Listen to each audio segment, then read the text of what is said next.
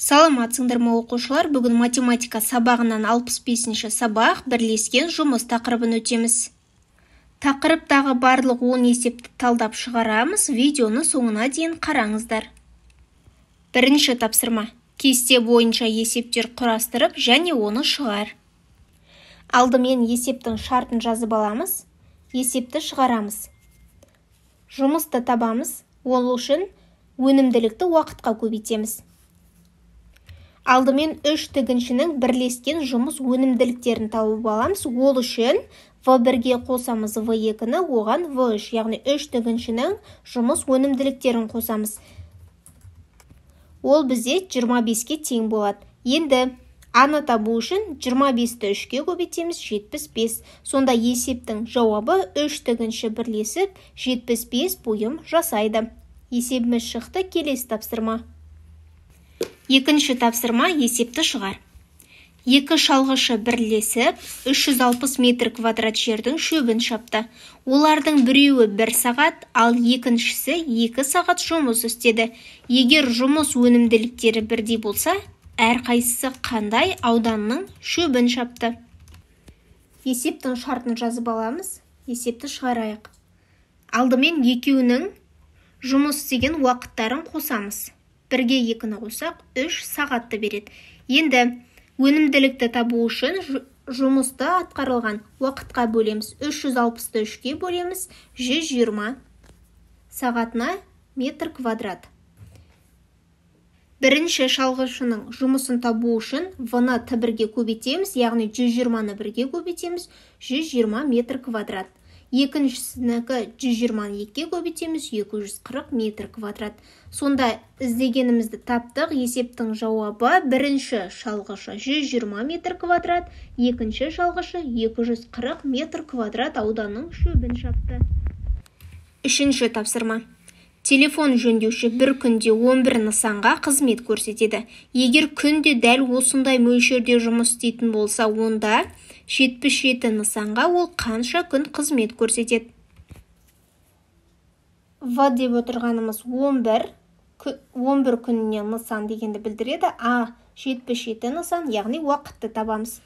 Ол үшін атқарылған жұмысты өнімділікке бөлеміз. 77-ні 11-ге бөлсек 7.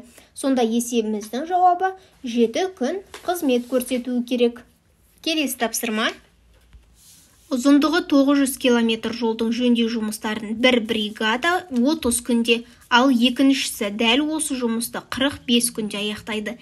Екі бригада жолдың екі жақ шетінен бір уақытта бастап, осында еңбек өнімділігімен жұмыс істейтін болса, бұл жұмысты қанша уақытта анықтайды?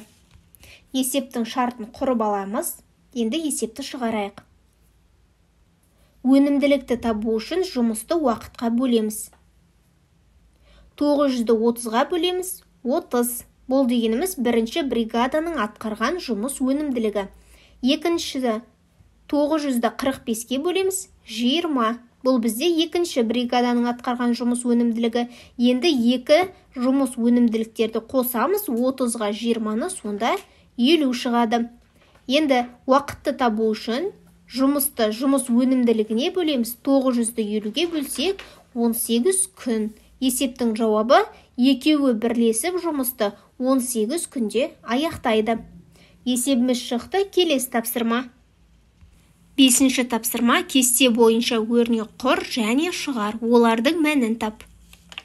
Мұнда екі баған берілген қосылғыш, яғни мынаның бөліндісіне қосамыз 11 мен 451-дің көбейтіндісін. 52.416-ны 52-ге бөлеміз, 1008, 11-ді 451-ге көбейтеміз, 4961, екеуінің қосындысы 5969 шығады. Келесі 80-ның 12-ге қосамыз, мына жақшаның ішіндегі азайтындының мәні, ол бізде 27067 болады, екеуін қосақ 107079 шықты. Келесі 73650-ге қосамыз, 850 мен 50-дің бөліндісін, ол бізде 17-ні береді, қосындысы 73667. Есебіміз шықты, келесі тапсырма. Алтыншы тапсырма, мәтін есеп беріліпті.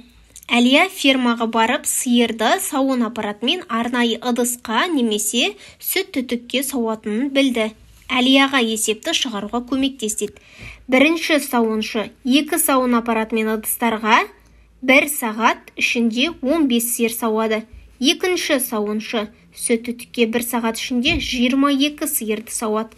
4 сағат ішінде олар бірлесіп қанша сиыр сауады? Есептің шартын жазып аламыз, есепті шығарайық. Алдымен жұмыс өнімділіктерін қосамыз. 15-ке 22-ні қосамыз, 37-ні береді. Енді А тең В көбейтілген Т формуласын қолданамыз. 37-ні 4-ке көбейтеміз, 148. Яғни есептің жауабы олар бірлесіп 148 сиырды сауды.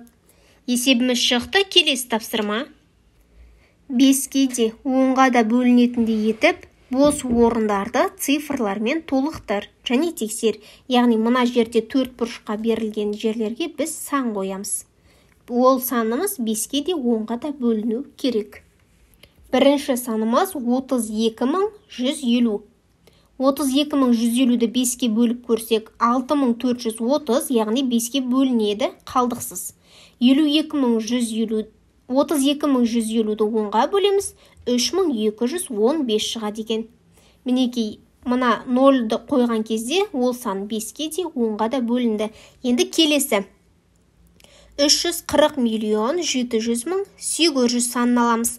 Оны 10-ға бөлсек, 34.070.080 шығады. Енді оны сан 5-ке бөліп көрсек, 68.140.160. Яғни 4 бұрыштың орнына 0-ды қойған кезде ол бізге 10-ға да 5-ке де бөлінді. Келесі санымыз 87.603.650 саны. 10-ға бөліп тексереміз, 87.603.065. Тағы ол санды 5-ке бөлсек, 17.520.730. Яғни алған санымыз дұрыс, ол бізде 10-ға да 5-ке де бөлінді. Енді мұнда сұрап тұр, осындай тапсырма құрастырып көр деп. Осы шығарған есебімізден біз байқаймыз, 0 цифрымен аяқталатын сандар 5-ке де 10-ға да бөлінеді деген. Енді ойдан мысал алып көріңдер деген, 50-ді алып көрейік, ол бізге 5-ке де 10-ға да бөлінеді. 50-ді 5-ке бөлсек 10 шығады, 50-ді 10-ға бөлсек 5 шығады. Келесі 210 санымыз 1040. 5.552.120 саны. Дәл осылай кез келген санды алып қойсаңдар болады. Келесі тапсырма. 8-ші есеп. Тоқыма фабрикасы 1800 костюм тігу керек. Бұйымдарды күнделікті бірдей мөлшерде шығара отырып, бір цех бұл жұмысты 18 күнде, ал екіншісі 9 күнде орындай алады. Дәл осындай өнімділікпен бір уақытта жұмыс істей отырып, екі цех бұл жұмысты қанша күнде орындайды? А тапсырмасы есептің шартын жазып аламыз, есепті шығарайық. Алдымен бірінші цехтың жұмыс өнімділігін тауып аламыз, 1800-ді 18-ге бөлеміз 100. Екінші цехтың жұмыс өнімділігі табу үшін 1800-ді 9-ға бөлеміз 200.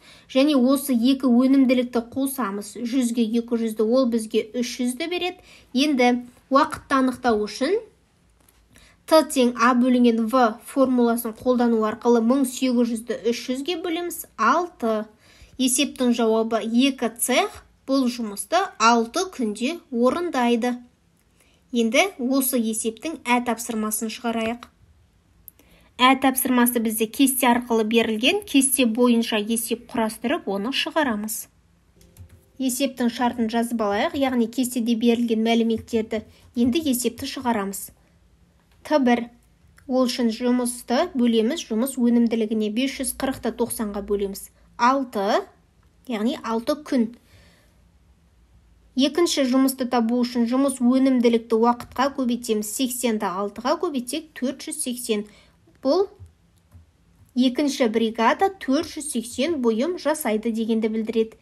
Есебіміз шықты. Келесі тапсырма. 9-шы тапсырма. Үй қояндары 5 күнде 12 килограмм сәбіз жейді. күніне осы мөлшерде берілетін болса, оларға 24 килограмм сәбіз неше күнге жетеді? Мінекей, 5 күнде 12 килограмм, 24 килограммды қанша күнде дейді. Есепті шығару үшін 24-ті 12-ге бөлеміз. 2 болады. 5-ті 2-ге көбейтеміз. 10. Демек, есептің жауабы 24 килограмм сәбізді 10 күнде жейді. Немесе балалар бұл есепті пропорция әдісімен де шығарсаңдар болады. Ол үшін 24-ті 5-ге көбейтіп 12-ге бөлесіңдер. Сонда дәл осы 10 деген жауап шығады. Есеп шықты, енді тапсырмасы. Сиыр 6 күнде 140 килограмм жем жейді. Күніне осы мөлшерде берілетін болса, онда 70 килограмм жем сиырға неше күнге жетеді? Мінекей бізде тапсырмасы. 140-ты 70-ге бөлеміз 2 болады, 6-ны 2-ге бөлеміз 3. Демек, есептің жауабы 70 килограмм жем сиырға 3 күнде жетеді екен. Бұл есептің тағы шығару әдісі пропорция әдісімен 70-ті 6-ға көбейтіп 140-қа бөлеміз. Сонда ол 3-ті береді. Келесі тапсырма. 10-шы есеп. Ғалымдардың есебі бойынша табиғатта 1 сантиметр топырақ қабаты қалыптасу үшін 400 жыл қажет. 3 сантиметр топырақ қабаты қалыптасу үшін қанша жыл қажет? Есепті шығару үшін 3-ті 400-ге көбейтеміз, 1200. Демек, есептің жауабы 3 сантиметр топырақ қабаты 1200 жылда қалыптасады. Балалар, барлық 10 есепті талдап шығардық. Сабақ ұнаса видеоға лайк басып, каналға тіркеліп алыңыздар. Сау болыңдар.